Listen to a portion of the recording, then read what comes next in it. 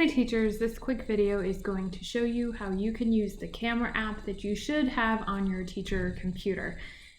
This particular video is going to show for a computer running Windows 10. So if you happen to still have a little bit of an older machine, please reach out to me if you can't find what I'm talking about. So in order to get your camera app on your machine, we're going to go down to the Windows button. I happen to have the older menus of Windows. I'm going to show these from both sides, and if we go to apps and go all the way up to camera, it will select your camera, and then you will be able to take video with your camera. Now right now I have it facing out, which is why you don't see my face, but I could turn it around so you could see my face. I happen to have two cameras on my machine. The other place you can go if you don't have apps right here and your menu looks a little bit more like this, if you scroll down under C, you should find camera there. So once you have your camera open, you have a couple of different options. This looks very much like a phone camera, and there's some things that you can scroll through. So on the side, you can take panoramic pictures. Here's that video option. You can take a picture. You can take a document picture or a whiteboard picture. We're gonna go up to the video. So when you take the video, you simply, just like on a phone, you hit the button to start the recording.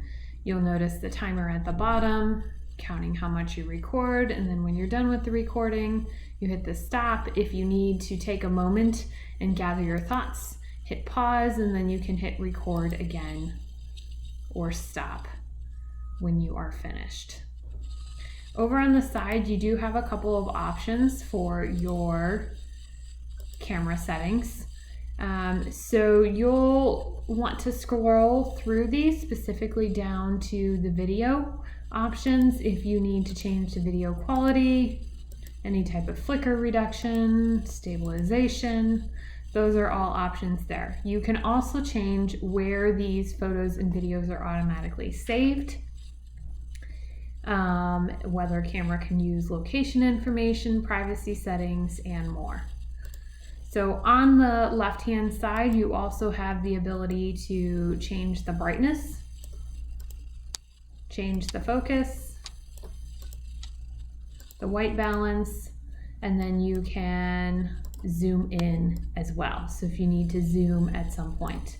The benefit of using the camera on your computer to do this is that it acts like a stand. So you can stand up and present in whatever way you want. I have seen people tape things on the wall. I have seen people hold up an old-fashioned or not old-fashioned whiteboard and write on things. I've seen people hold up displays, or you can prop up your camera in some way if you want to do an experiment for students or something else like that.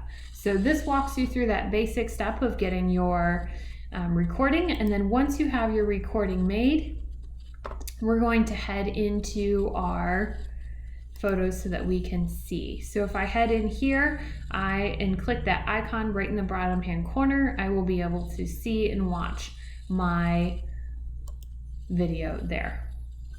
I will also be able to go into my files and find my video. Here is my folder with videos.